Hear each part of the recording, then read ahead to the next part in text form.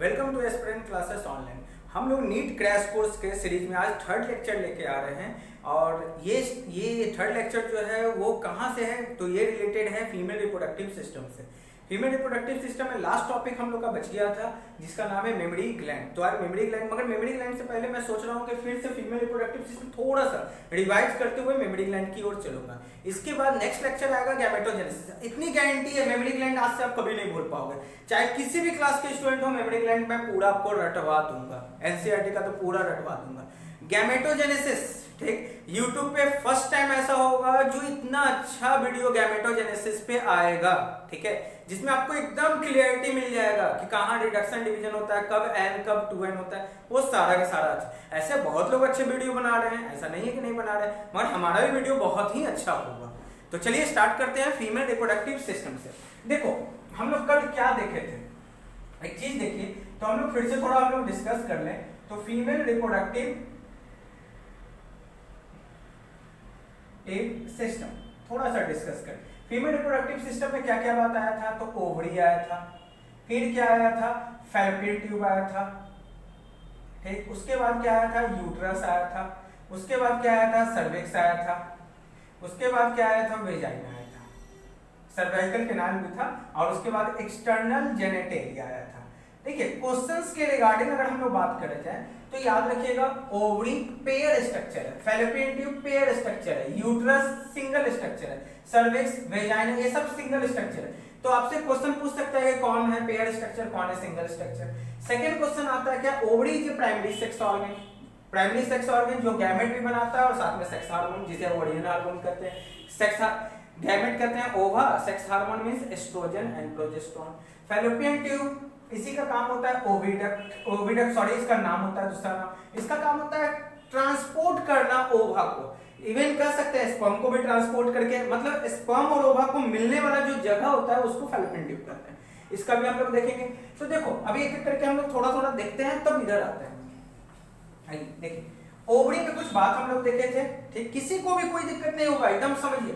देखिए हम लोग एक छोटा सा अगर फिगर बनाए ऐसे, देखिए तो यहाँ याद रखना इसी को हम लोग ओवरी कहते हैं। तो इधर भी होगा एक ओवरी, ठीक, सब लोग को विजुअल है, एकदम विजुअल है, ठीक। इसको हम लोग क्या करते हैं, ओवरी, ओवरी, और ये कहते हैं यूट्रस, इसको क्या कहेंगे, यूट्रस। तो ओवरी यूट्रस से जुड़ा हुआ है, और जुड़ा हुआ किस चीज से है, तो देखो ये इसको हम लोग कहते हैं लिगामेंट, ओवरियन लिगामेंट, जिससे ओवरी यूट्रस के वॉल से जुड़ा होता है। अब इस ओवरी के अंदर ओवा का फॉर्मेशन होता है, क्योंकि ये प्राइमरी सेक्स ऑर्गन है। क्या है, प्राइमरी सेक्स ऑर्गन है, तो ओवा भी बनेगा और साथ में एस्ट्रोजन एंड प्रोजेस्टेरोन भी बनेगा, यहीं पे बनेगा, ठीक। अब देखो ओवरी ओवा को बनाएगा, ओवा यहां से रिलीज होगा। अब यहां से देखिए एक कहानी और स्टार्ट होती है, यहां से देखिए ऐसे,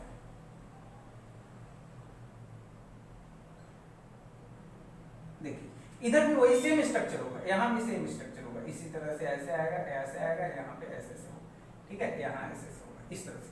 देखो इसको यहाँ से लेकर यहाँ तक जो देख रहे हो, ये पूरा का पूरा फैलोपियन ट्यूब है। तो ऐसा इधर भी है, इधर भी है। तो फैलोपियन ट्यूब क्या है, देख लो। तो इस देखो ये जो नैरो ट्यूब है जो दिख रहा है, नैरो ट्यूब, इसको हम लोग कहते हैं स्थमस, ठीक। स्थमस के बाद जो ये चौड़ा वाला पार्ट है इसी को हम लोग कहते हैं एम्पूला, ठीक। इसके बाद आएगा इनफंडिबुलम, इसको कहते हैं इनफंडिबुलम, ये वाला पार्ट को, ये वाला पार्ट को। और ये जो फिंगर लाइक प्रोजेक्शन है ना, इसे हम लोग कहते हैं फिम्बरी, ठीक, फिम्बरी। अब देखो यहां से ओवा निकलेगा। अब देखो एकदम ध्यान से समझना और ध्यान से सुनते चलना, बहुत मजा आएगा। देखो यहां से ये ओवा था, ये सब ओवा, यहां से ओवा निकला, ये ओवा को कैच कौन कर लेगा, तो कहोगे सर फिंगर लाइक प्रोजेक्शन, तो ओवा यहां आ जाएगा। ये ओवा यहां आकर कहां आएगा, एम्पूला में आएगा।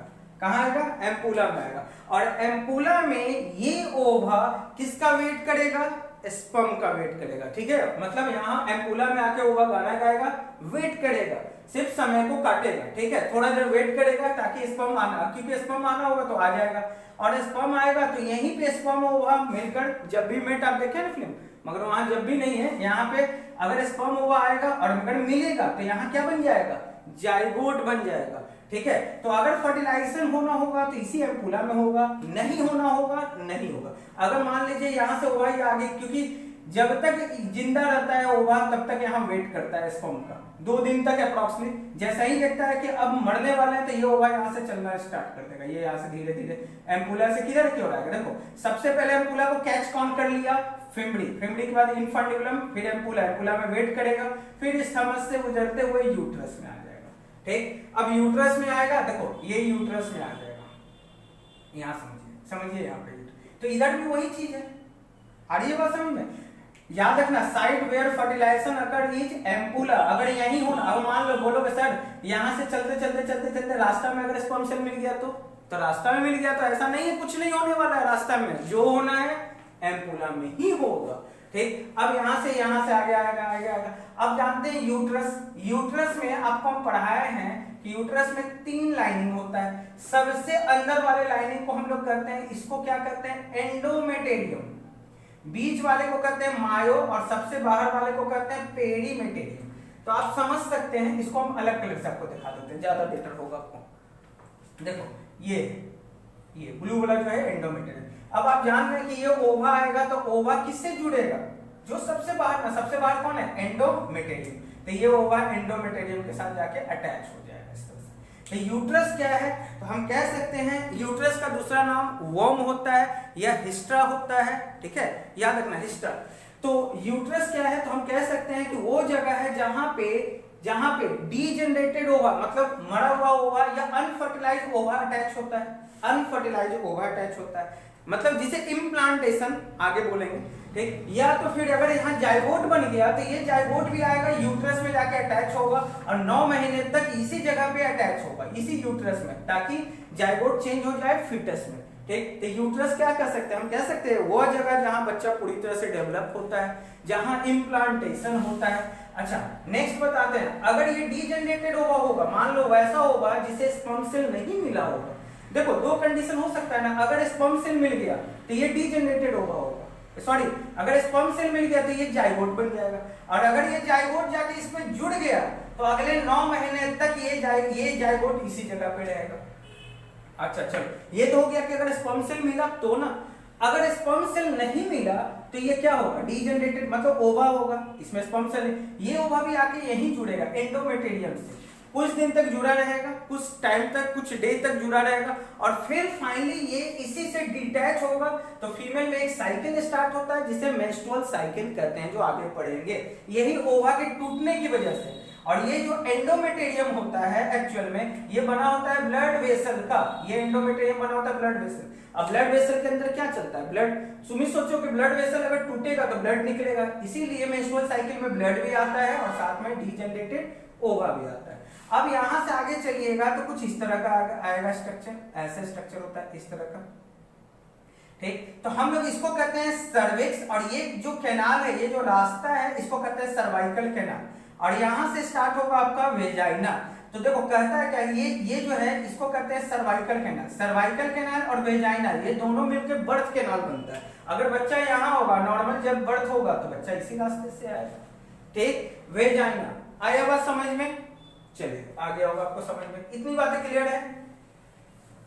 अच्छा और आगे रिवीजन बहुत जरूरी है, रिवीजन जितना कराएंगे उतना ज्यादा बेटर होगा आपको। अब आइए एक्सटर्नल जेनिटेलिया में आके बात करते हैं, थोड़ा एक्सटर्नल जेनिटेलिया में देख लीजिए। ठीक, देखिए हम लोग जानते हैं कि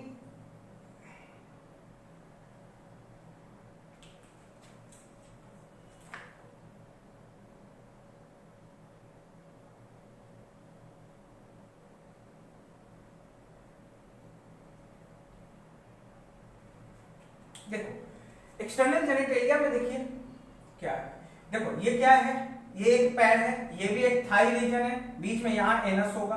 ठीक, तो देखो और ये क्या है पेल्विक रीजन, पेल्विक रीजन का मतलब नाभि के नीचे का रीजन।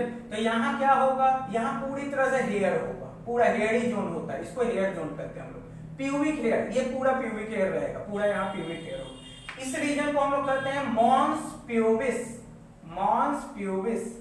ठीक, मॉन्स प्यूबिस कहते हैं। ठीक, अच्छा ये मॉन्स प्यूबिस भी देखिएगा, इस रीजन देखो ये जो रीजन है ना, ये वाला, ये चारों तरफ से, ये पहला बार क्या करता है, ये क्या होता है स्ट्रेचेबल होता है, ये बंद और ये खुलेगा, तो इसको हम लोग कहते हैं लेबिया, लेबिया मेजोरा। ये लेबिया मेजोरा क्या होता है, पूरी तरह से हेयर से ढका होगा, पूरी तरह से हेयर से ढका होगा, याद रखना। ठीक, जिस तरह से ये ओपन हो, इसके अंदर भी एक ओपनिंग इससे इसी तरह का होगा मगर इससे थोड़ा छोटा होगा। उसको जो रेड कलर से दिखाए हैं उसको हम लोग कहते हैं लेबिया माइनोरा। क्या बोलेंगे, लेबिया माइनोरा, लेबिया माइनोरा। अब देखो दोनों में अंतर क्या है, लेबिया मेजोरा बड़ा होगा, लेबिया माइनोरा छोटा होगा। लेबिया मेजोरा पूरी तरह से हेयर से ढका होगा, लेबिया माइनोरा में किसी तरह का हेयर से ढका हुआ नहीं होगा।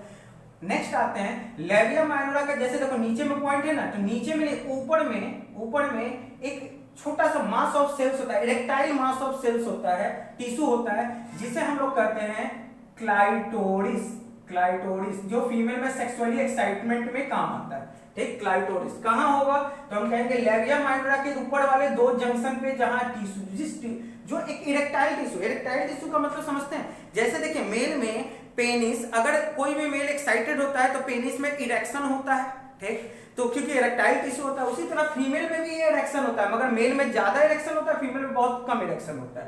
तो इसीलिए कहा गया homologous organ of penis, clitoris. ठीक, अब ये उसके अंदर में एक बात है, इसके अंदर का एक चीज है क्या, इसके अंदर भी दो ओपनिंग होता है, इसके अंदर भी दो ओपनिंग होता है। ऊपर वाले ओपनिंग को हम लोग कहते हैं यूरेथ्रल ओपनिंग, ऊपर वाले ओपनिंग को हम लोग कहते हैं यूरेथ्रल ओपनिंग। ठीक, और नीचे वाले ओपनिंग को हम लोग कहेंगे वेजाइनल ओपनिंग। ठीक है, ऊपर वाला जो होल है उसे यूरेथ्रल ओपनिंग, इसमें इसका काम होगा सिर्फ और सिर्फ बॉडी से यूरिन पास आउट करना, यूरिन बाहर निकालना।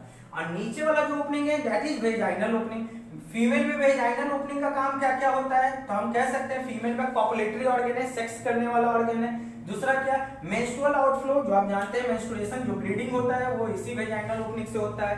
थर्ड में बच्चे का जो बर्थ होता है, नॉर्मल जो होते हैं वो भी इसी वेजाइनल ओपनिंग से आते हैं।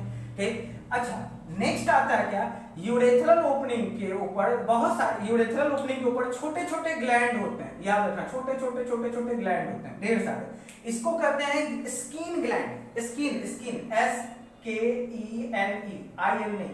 Skin gland. ठीक है, ये कहां होता है, यूरेथ्रल ओपनिंग होता है, और इसका काम होता है म्यूकस रिलीज करना। क्यों म्यूकस, ताकि यूरिन इजीली पास हो जाए। ठीक है, अब और भी कुछ काम है मगर बाद में वो सब आपके सिलेबस में नहीं है। और वेजाइनल ओपनिंग पे भी दो ग्लैंड होते हैं, उसका नाम है बर्थोलिन्स ग्लैंड, बर्थोलिन्स ग्लैंड। ठीक, ये दो ग्लैंड होते हैं, ये वेजाइनल ओपनिंग के दोनों साइड, आइदर साइड होंगे। ठीक है, दो होंगे, वन पेयर होंगे। इसका काम क्या होगा, म्यूकस रिलीज करना। सेक्सुअली एक्साइटेड, जब फीमेल कोई सेक्सुअली एक्साइटेड होगी तो वेजाइनल ओपनिंग के पास जो बर्थोलियन ग्लैंड्स है वो म्यूकस रिलीज करेगा। म्यूकस मतलब लुब्रिकेशन के लिए, ताकि पेनिस इंसर्टेशन आसानी से इजीली हो जाए, ताकि पेन ना करे। ठीक, तो वेजाइनल ओपनिंग का ये समझ गए, Bartholin gland, urethral opening, gland of skin. तो इतनी सारी बातें थी हम लोग का लेबिया मेजोरा, पहला फाटक कह सकते हो, पहला फाटक। ठीक, तो उसे लेबिया मेजोरा जो हेयरिस पूरा होता है। दूसरा लेबिया माइनोरा, छोटा फाटक, अंदर का फाटक होगा जो रेड कलर से दिखाया हुआ है, और इसके लेबिया माइनोरा जैसा ही खुलेगा, दो दरवाजे आपको दिखेंगे, पहला दरवाजा यूरेथ्रल, दूसरा दरवाजा वेजाइनल। मतलब पहला होल यूरेथ्रल ओपनिंग जिससे यूरिन आएगा, दूसरा भी दरवाजा वेजाइनल। ठीक, जिससे मेंस्ट्रुअल आउटफ्लो, बच्चे का भी बर्थ भी कैनाल इसी को कहेंगे, और सेक्स ऑर्गन भी, सेक्स स्ट्रक्चर भी हम लोग यही कहेंगे, कॉपुलेटरी ऑर्गन। तो इतनी बातें क्लियर है, इतना था फीमेल रिप्रोडक्टिव सिस्टम। ठीक है, हमको ये रिवीजन इसलिए कराना पड़ रहा है कि उस दिन हम अगर कंटिन्यूअस वीडियो बनाते हैं, आपको कुछ प्रॉब्लम आ गया जिसकी वजह से नहीं बना पाए। अगर कंटिन्यूअस वीडियो बनाते तो मुझे ये जरूरत नहीं पड़ता। चलिए, किसी को अगर कोई दिक्कत होगा, देखिए देखो फर्स्ट वीडियो में भी है, सेकंड वीडियो में भी, आप देख लीजिए। फर्स्ट वीडियो के बाद आइए सेकंड वीडियो पे अब आते हैं हम लोग, तो उसमें भी आपको कंटिन्यूअस मिल जाएगा। अगर लगेगा कि नहीं हमको एक ही वीडियो में सारा चाहिए, तो आपको ये, आपके लिए ये वीडियो बेटर है। आइए, ये क्या है, मेमरी ग्लैंड का एक फिगर है, थोड़ा समझिएगा। मेमरी ग्लैंड, लास्ट पोर्शन हम लोग का मेमरी ग्लैंड था। चलिए, मेमरी ग्लैंड से जुड़ा हुआ बात हम लोग बात करें। सबसे पहले देखो, मेमरी ग्लैंड आखिर प्रेजेंट किस में होते हैं। अगर आपसे क्वेश्चन पूछेगा कि mammary gland is present, mammary gland present किस में होते हैं, तो आपका जवाब होना चाहिए किस में। ठीक, कहिएगा मेल एंड फीमेल। मतलब क्या, प्रेजेंट तो दोनों में होते हैं, मेल में भी होते हैं, फीमेल में भी होते हैं, मगर मेल में अनडेवलप होता है, मेल में डेवलप नहीं करता, और फीमेल में ये वेल डेवलप होता है। मगर प्रेजेंट की बात जब भी की जाएगी तो आप कहेंगे क्या, दोनों में प्रेजेंट होता है, मेल में भी होता है और फीमेल में भी होता है। मगर मेल में क्या होगा, नॉन फंक्शनल, कोई काम का नहीं है, फीमेल में फंक्शनल है। ठीक, फंक्शनल क्या है वो आगे भी हम लोग पढ़ेंगे। नेक्स्ट आते हैं। ठीक, कोई भी मेमोरी ग्लैंड को देखिएगा तो ये जो देखो एक मेमोरी ग्लैंड का फ्रंट व्यू बनाते हैं, तो फ्रंट व्यू में हम लोग क्या बना सकते हैं, कुछ इस तरह का बना सकते हैं। ठीक, देखो ये फ्रंट व्यू है। फ्रंट व्यू में हम लोग जानते हैं, हम लोग आपको कुछ दूसरे कलर से हम आपको दिखाते हैं थोड़ा। देखो एक्चुअल में ये दूसरा कलर होगा। देखो फ्रंट व्यू में हम लोग जानते हैं ये मेमोरी ग्लैंड है, जिसे हम लोग कॉमनली ब्रेस्ट भी बोलते हैं। ठीक, ब्रेस्ट का साइज जो होता है वो डिपेंड करता है उसके ऊपर फैट का डिपोजिशन की वजह से। फैट अगर ज्यादा होगा ब्रेस्ट का साइज ज्यादा बड़ा होगा, फैट कम होगा ब्रेस्ट का साइज छोटा होगा। ठीक है, आगे आते हैं थोड़ा डिस्कस उस पर करेंगे। ये एक मेमोरी ग्लैंड का फ्रंट व्यू है, आगे से जो हम लोग देखते हैं, तो आगे से देखेंगे तो क्या होगा, ये मेमोरी ग्लैंड मतलब ब्रेस्ट। अब देखिएगा बीच में निपल होता है और निपल के चारों तरफ एक ब्लैक कलर का, निपल के भी चारों तरफ ब्लैक कलर का, डार्क कलर का कह सकते हैं स्किन, जहां डार्क कलर का स्पॉट पाया जाता है। और उस डार्क कलर के स्पॉट को हम लोग क्या बोलते हैं, इस डार्क कलर के स्पॉट को हम लोग बोलते हैं एरियोला। ठीक, ये पूरा डार्क, हम ग्रीन से दिखा रहे हैं, एक्चुअल में ये ग्रीन नहीं होता, ब्लैक कलर का हो जाता है। ठीक, ये भी ब्लैक कलर का होगा और साथ में ये निपल भी ब्लैक कलर का होगा। ठीक, तो ये जो ब्लैक कलर का होता है स्पॉट, उसे एरियोला कहते हैं। ये एरियोला में कुछ सेंसरी सेल्स होते हैं, कुछ सेंसरी, क्योंकि जब बच्चा, कोई भी बच्चा अपनी मदर का क्या करेगा, ब्रेस्ट फीडिंग करेगा तो सक करेगा, निपल को सक करेगा, तो वो जो उसका जो माउथ होगा, जो लिप होगा, वो एरियोला को टच करेगा, और एरियोला को टच करेगा तो सेंसरी सेल मदर के बॉडी में जाएगा और ऑक्सीटोसिन रिलीज करेगा। कौन सा हार्मोन रिलीज करेगा, ऑक्सीटोसिन, जिसे लविंग हार्मोन भी कहते हैं या मिल्क इजेक्टिंग हार्मोन भी कहते हैं। याद रखना, मदर के बॉडी में ऑक्सीटोसिन हार्मोन रिलीज करेगा। कब करेगा, जब कोई बच्चा सक करता है निपल को, तो उसके चारों तरफ ब्लैक जो स्पॉट है उसे एरियोला कहते हैं। वह सेंसरी सेल लेकर जाएगा मदर के बॉडी में, मदर का बॉडी क्या रिलीज करेगा, ऑक्सीटोसिन हार्मोन।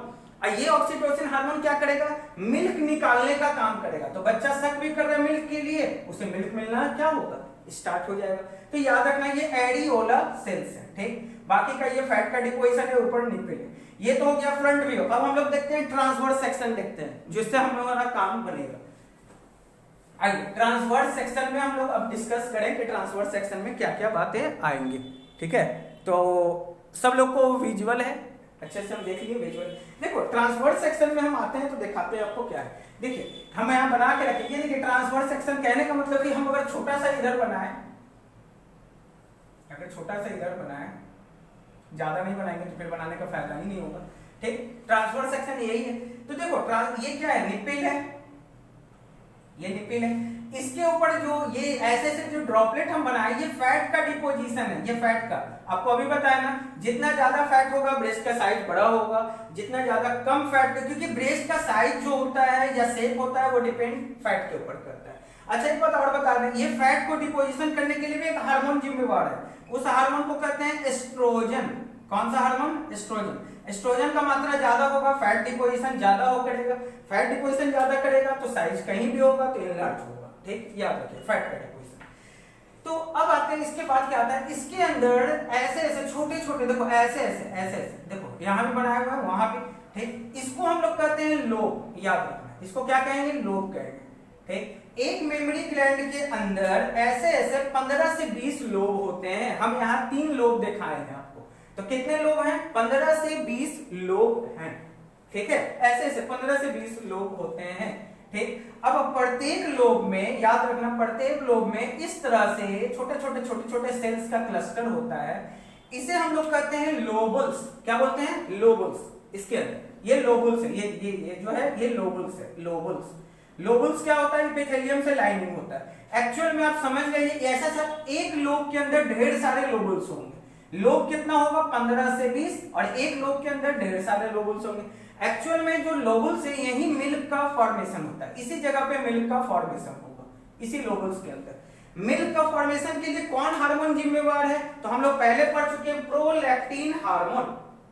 कौन जिम्मेवार है, प्रोलैक्टिन हार्मोन। ठीक है, प्रोलैक्टिन हार्मोन।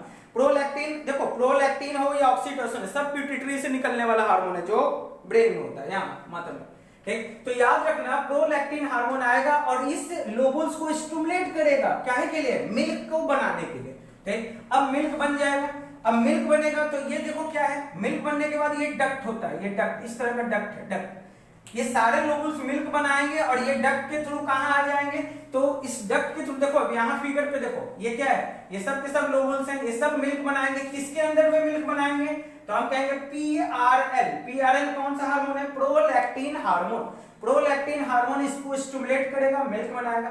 अब मिल्क बनाने के बाद ये क्या करेगा, ये जो देख रहे हैं इस डक्ट को हम लोग नाम दे दिए इंटरलोबुलर डक्ट, ये सारे इंटरलोबुलर डक्ट से ये सारा मिल्क को कलेक्ट करके लेके आ जाएगा, ब्लू कलर का जो स्ट्रक्चर है इसको कहते हैं मेमोरी एम्पुला, ठीक। ये सारा के सारा मिल्क आके जमा हो जाएगा कहां, मेमोरी एम्पुला।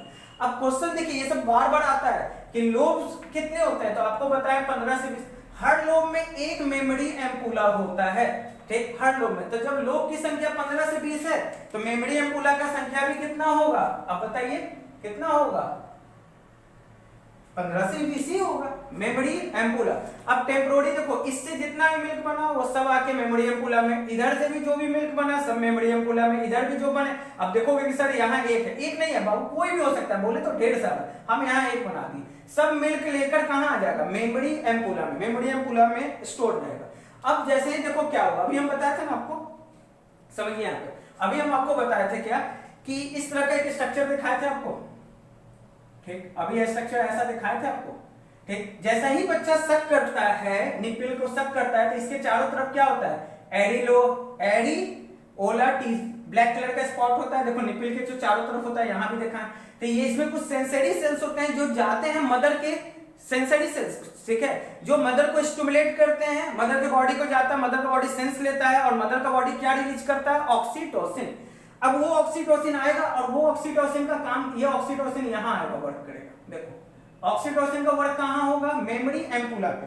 ऑक्सीटोसिन का सिर्फ एक दो ही काम होता है, याद रखना, एक तो ये लविंग हार्मोन है, ठीक है, कुछ कुछ होता है आप समझते हैं ना, ठीक, उसको छोड़िए, वो समझ में आए ना आए, ऑक्सीटोसिन जरूर समझ में आना चाहिए, ठीक। तो वही कुछ कुछ होता है कराने वाला कौन है आपका, ऑक्सीटोसिन है, ठीक है, मतलब क्या, लविंग हार्मोन है, ठीक है, लविंग हार्मोन है, ठीक। तो और दूसरा काम क्या होता है, इसका काम होता है कॉन्ट्रैक्शन एंड रिलैक्सेशन। देखो मदर, जब अब आगे पढ़ेंगे हम लोग, जब मदर का, जब प्रेग्नेंट मदर होती है और जब उसका पूरा बच्चा 9 महीने का प्रेगनेंसी कंप्लीट हो जाता है, तब मदर की बॉडी में ऑक्सीटोसिन हार्मोन रिलीज होता है, जिसकी वजह से यूट्रस में कॉन्ट्रैक्शन एंड रिलैक्सेशन, जो पढ़ाई भी है मायोमेटेरियम, जिससे लेबर पेन स्टार्ट होता है। यानी ऑक्सीटोसिन एक लविंग हार्मोन है।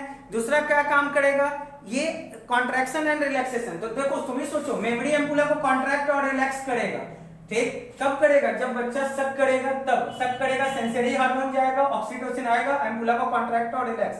अब कॉन्ट्रैक्ट रिलैक्स करेगा कोई भी चीज को, इसमें मिल्क है, कॉन्ट्रैक्ट कीजिएगा तो मिल्क बाहर की ओर निकलेगा।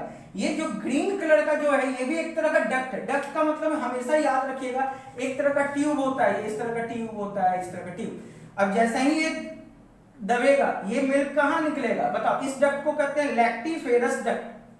हर एम्पुला में एक डक्ट होगा, तो जब मेमोरी एम्पुला 15 से 20 है तो डक्ट भी कितने होंगे, 15 से 20। हर डक्ट से फिर ये क्या करेगा, मिल्क कैरी, मिल्क ट्रांसपोर्ट होते होते निपिल के थ्रू क्या होगा, बॉडी से बाहर निकलेगा। अच्छा, आपसे पूछेगा कि एक निपिल में कितने छेद, कितने होल होंगे, तो हम कहेंगे जितने डक्ट होंगे, जितने डक्ट होंगे उतने ज्यादा निपिल में क्या होंगे, होल होंगे। अगर एम्पुला 15 से 20 है तो डक्ट भी 15 से 20, तो होल भी क्या होंगे, एक निपिल में होल भी क्या होंगे, 15 से 20। ऐसे क्या होगा, मिल्क बाहर आ जाएंगे। तो क्या बातें क्लियर हुआ, क्या हम लोग समझे, यहाँ पे क्या समझे हम लोग, बताइए। यहाँ पे हम लोग क्या क्या क्लियर किए, हम लोग बताइए, क्लियर क्या क्या किए हम लोग। इसको मिटा देते हैं अब आपको, देखो क्या क्या क्लियर किए हम लोग कि एक मेमोरी ग्लैंड क्या होता है, तो सबसे पहले मॉडिफाइड स्वेट ग्लैंड है, याद रखना, मॉडिफाइड स्वेट ग्लैंड है, ठीक। हम लिखना, अगर लिखना रहता तो लिख देते मॉडिफाइड, ठीक है, स्वेट ग्लैंड है। स्वेट ग्लैंड का ही मॉडिफिकेशन है, पहले तो ये याद रख लेना। ये प्रेजेंट किस में होगा, मेल में भी होगा और फीमेल में भी होगा, मगर मेल में नॉन फंक्शनल होंगे, कोई काम के नहीं होंगे, फीमेल में फंक्शनल होंगे। अब आते हैं मेमोरी ग्लैंड में आते हैं। तो मेमोरी ग्लैंड में क्या होता है, अगर ट्रांसवर्स सेक्शन देखते हैं तो मेमोरी ग्लैंड में फैट का डिपोजिशन होता है, ठीक। यही फैट बताएगा कि शेप साइज, ठीक, और वो फैट है इसीलिए फैट दिखाया, उसकी बात ज्यादा नहीं करनी है। अब आते हैं जो कर चुके हैं, अब आता है क्या कि हर मेमोरी ग्लैंड के अंदर एक छोटे छोटे कंपार्टमेंट होते हैं जिसे वो कहते हैं लोब, और इसकी संख्या कितनी होती है 15 से 20। हर लोब के अंदर छोटे छोटे ढेर सारे लोबुल्स होते हैं, ठीक। एक्चुअल में इसी लोबुल्स के अंदर मिल्क का फॉर्मेशन होता है। ये मिल्क फॉर्मेशन, मिल्क बनने के बाद इंटरलोबुलर डक्ट इस मिल्क को लेकर आ जाते हैं मेमोरी एम्पुला में, ठीक। अच्छा, मिल्क बनाने में कौन जिम्मेवार है, प्रोलैक्टिन हार्मोन, ये भी पिट्यूटरी का है, ऑक्सीटोसिन में पिट्यूटरी का है। तो याद रखना मिल्क का फॉर्मेशन के लिए अलग हार्मोन होता है, मिल्क इजेक्टिंग हार्मोन अलग होता है। अगर आपसे पूछेगा milk ejecting hormone that is oxytocin, milk formation synthesis के लिए प्रोलैक्टिन हार्मोन। तो यहां से मिल्क आएगा एम्पुला में। जैसा ही बच्चा सक करेगा मेमोरी ग्लैंड मतलब ब्रेस्ट को, निप्पल को सक करेगा, तो निप्पल के चारों तरफ जो ब्लैक कलर का डार्क कलर का स्पॉट होता है उसमें सेंसरी सेल्स लगे रहते हैं, जो मदर को ये बता देता है कि अच्छा उसका बच्चा क्या कर रहा है, मतलब उस बच्चे को भूख लगा, वो मिल्क लेना चाह रहा है। तो वो क्या करेगा, मदर के बॉडी में ऑक्सीटोसिन हार्मोन बनेगा, वो रिलीज करेगा और जाएगा कहां, मेमोरी एम्पुला पे। मेमोरी एम्पुला कॉन्ट्रैक्ट और रिलैक्स होगा, मिल्क जो भी यहाँ बना होगा वो मिल्क बाहर की ओर निकलना किसके थ्रू, लैक्टिफेरस डक्ट के थ्रू बाहर आ जाएगा। अच्छा, एक बात लास्ट में हम बताएंगे, उसको जरूरत नहीं समझे, मेमोरी ग्लैंड होते कितने हैं, 1 पेयर स्ट्रक्चर, याद रखना 1 पेयर, ठीक। तो इतनी बातें क्लियर है। आपसे बार बार यही सब क्वेश्चन पूछता है किसकी संख्या कितनी होती है, तो मेरे ख्याल से आप लोगों को बहुत अच्छे से क्लियर हो गया होगा ये चीज। हम 1 2 3 बनाए, मगर मानना है 15 से 20 लोब्स। तो चलिए मिलते हैं हम लोग नेक्स्ट लेक्चर। नेक्स्ट लेक्चर हमारा किसके बेस पे होगा, गैमेटोजेनेसिस पे, और बहुत बढ़िया लेक्चर होगा। गैमेटोजेनेसिस आपको कुछ नहीं आता है तो भी आपको पूरा समझ में आएगा। एनसीईआरटी तो कवर करेंगे ही 100%, और आपको पूरा कॉन्सेप्ट भी हम यहाँ देंगे गैमेटोजेनेसिस, क्योंकि नंबर ऑफ क्वेश्चन गैमेटोजेनेसिस से आने का चांसेस सबसे ज्यादा होता है। Male reproductive system, female reproductive, कहीं से भी आ सकता है क्वेश्चन, मगर गैमेटोजेनेसिस से चांसेस, क्योंकि वो कॉन्सेप्ट भरा पड़ा है, ठीक। तो मिलते हैं नेक्स्ट लेक्चर में, गैमेटोजेनेसिस।